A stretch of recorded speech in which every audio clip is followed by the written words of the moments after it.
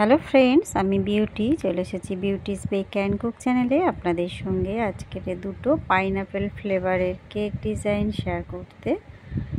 কেকটা আমার 1 পাউন্ডের থেকে একটু কম ছিল, মানে ফ্ল্যাট কেক ছিল। সেই দুটো আমি কিছুটা একইভাবে ডেকোরেশন করব। মানে এটা হচ্ছে পাইপিং জেল দিচ্ছি আমি, তার সঙ্গে ইয়েলো কালার মিক্সড করেছি। উপরে পোর্শনটা এভাবে দিয়ে নিলাম, আর সাইডটা আমি আস্তে আস্তে জেলটা লাগিয়ে নিচ্ছি, পুরোটাই স্প্রেড করব।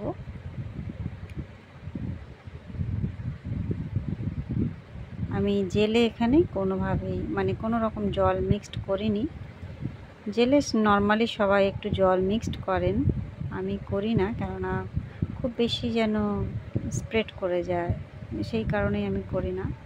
আমার এইভাবেই কাজটা করতে বেশি সুবিধা হয়। পুরোটাই স্প্রেড করে দিয়েছি, আর এখানটায় আমি চকলেট গানাশ নিয়েছি, নিয়ে একটা লাইন টেনে নিচ্ছি। লাইনটা একটু মোটা করেই টানবো। টার্ন টেবিলটা কিন্তু আমি ঘোরাতে ঘোরাতে কাজটা করি, এটাও খেয়াল করবেন যারা নতুন তাদের জন্য বলছি। যখন কাজ করবেন টার্ন টেবিলের উপরে রেখে কাজটা করবেন, আর এক হাতে টার্ন টেবিলটা ঘোরাতে হবে আর এক হাতে কাজ করতে হবে। এটা আস্তে আস্তে প্র্যাকটিস করতে হয়। এখানে আমি ছোট ছোট করে ড্রপ দিয়ে দিচ্ছি চকলেট গানাশ দিয়ে। গানাশটা আমার একদম লিকুইড ফর্মে ছিল আর কি, দেখুন। তবেই এই কাজগুলো করতে সুবিধা হবে। গানাশ এখানে যদি একদম গাঢ় হয়ে থাকে সেখানে কাজ করতে একটু অসুবিধা হবে। সাইডেও ছোট ছোট করে ড্রপ দিলাম, এটা শেষ পর্যন্ত যাবে না আর কি। এখানে একটা টুথপিক নিয়েছি, নিয়ে এটাকে আস্তে আস্তে একটু টেনে ডিজাইন করে দিচ্ছি। এই কেক যে দুটো দেখাচ্ছি আমি, এই দুটোই আমার দোকানের জন্য আমি বানাচ্ছি। দোকানে আর কি বিভিন্ন ধরনের বিভিন্ন রেটের আমাকে কেক রাখতে হয়, সেই কারণে একটু চেষ্টা করি কিভাবে একটু কম রেটের মধ্যে কেকগুলো আমি করতে পারি। একটু ফ্ল্যাট করে করলাম, কেউ ফ্ল্যাট চায়, কেউ হাইট চায়, সেক্ষেত্রে সব রকমের কথা মাথায় রেখেই কাজগুলো করতে হয়, সেইভাবে প্ল্যানিং করতে হয়।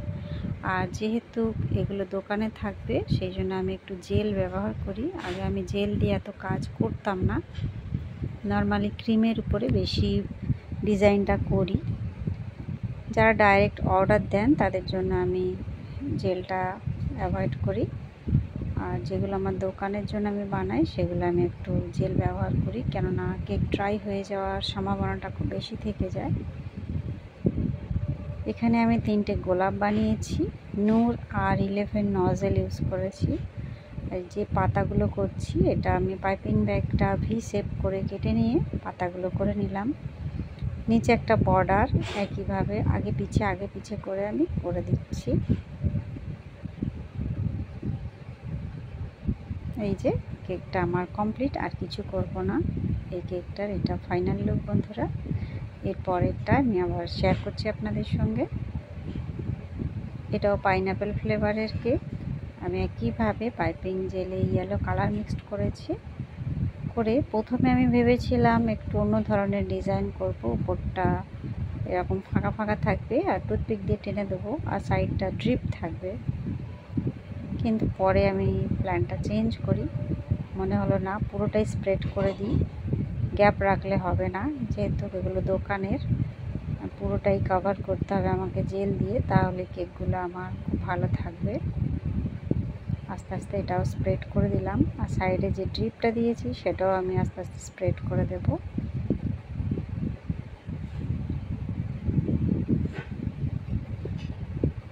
কেকটা যেহেতু আমি পুরোপুরি ঠান্ডা করে তারপরে কাজগুলো করি, ওই জন্য যখনই আমি প্যালেট নাইফ দিয়ে উপরে জেল হোক বা চকলেট গানাশ হোক যাই স্প্রেড করতে যাই না কেন, খুব ইজিলি কাজটা আমি করতে পারি।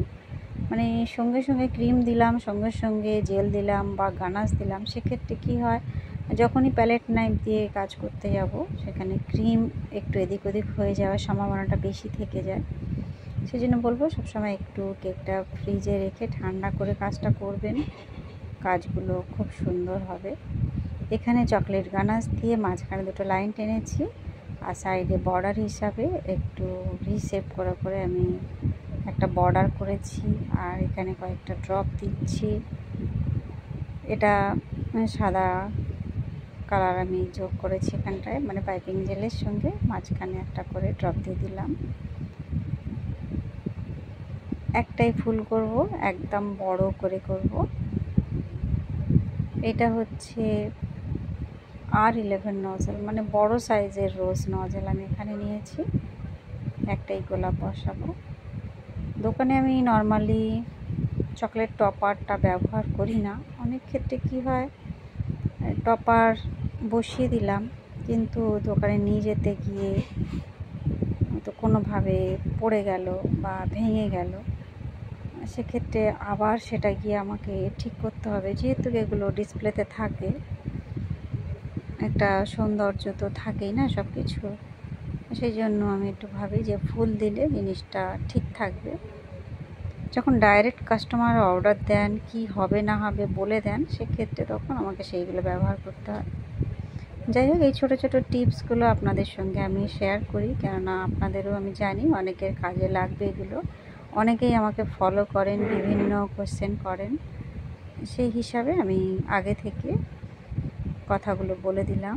আমি কি করি না করি সেগুলো বললাম। যাই হোক, এই হলো এই কেকের ফাইনাল লুক বন্ধুরা। দেখা হবে নেক্সট নতুন কোনো ভিডিও। সবাই ভালো থাকবেন, বাই বাই।